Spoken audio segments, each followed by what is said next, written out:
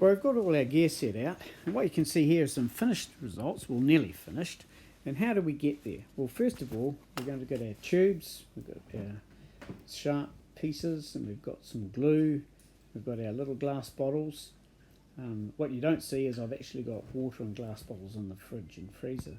First of all, we're going to make a hole on the top, the lid. Use a needle, a knitting needle or something sharp, and rotate it, turn it round so you make a nice neat round hole. And you want to make it a little bit less the diameter of the tube you're putting in. Here's using a metal vegetable peeler, the sharp end. Keep turning it and try and make a nice sharp, clean-edged little hole. This is probably a good one for making a hole for a straw, whereas the needle's good for making the hole for a thin squeegee bottle tube. Once you've got the holes in, you can open it up with a bit of a cheap wooden chopstick there.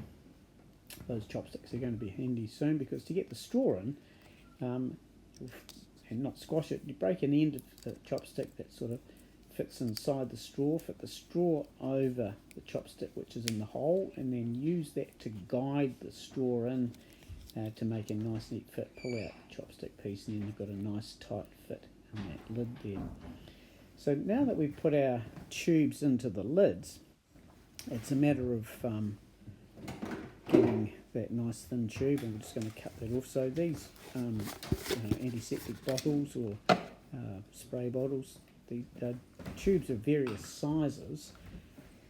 Usually what you want to do is probably have a wider diameter tube with a larger volume. There's more expansion in the larger volume.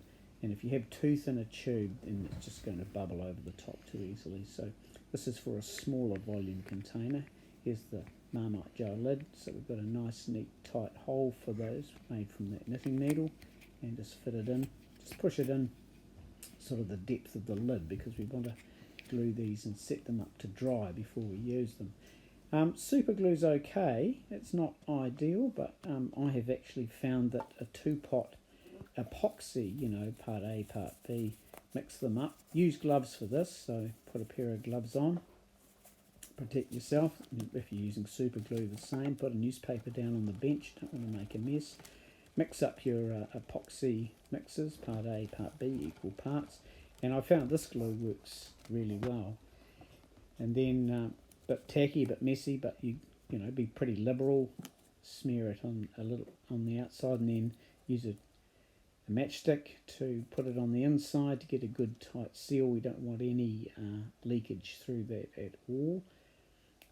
And then when you've done those, leave those to dry on the bench or on the newspaper. And the next step will be filling the bottles and putting on the lids. Okay, so we've got them to dry. We now get the alcohol out of the freezer. So we keep the alcohol in the freezer. We want that it won't freeze, and this is already coloured. I've already made this red. And top it up with your frozen alcohol, so it's right over the top, and then screw that lid on nice and tightly, nice and neatly. Be quick about it if you can, but firm and quick. You want a little bit of that liquid that you've coloured with red food colouring to come up the tube.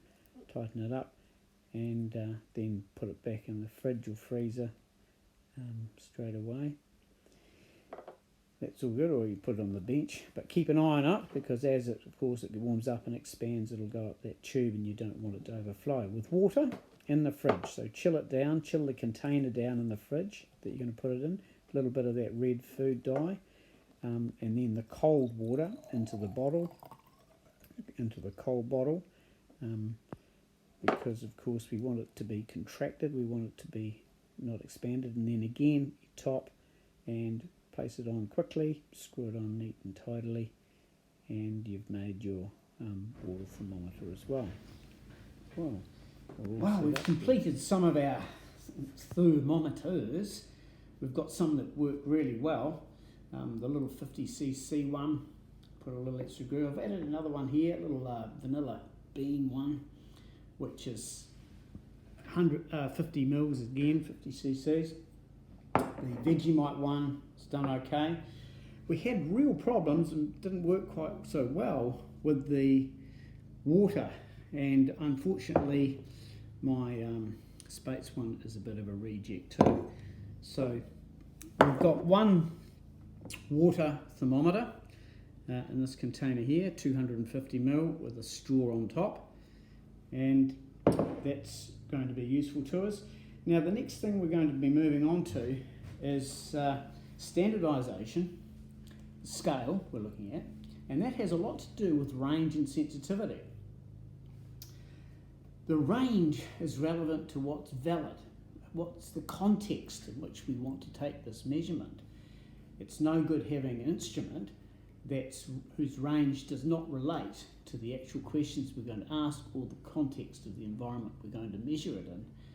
So that's why we in fact have got some of these alcohol thermometers. They're going to extend our range downwards because the alcohol doesn't freeze at considerable temperatures below zero. But we also want to relate it to some sort of standards that are more in our daily experience. And so the water thermometer is going to be able to fill in that wonderful gap from the zero higher up, hopefully.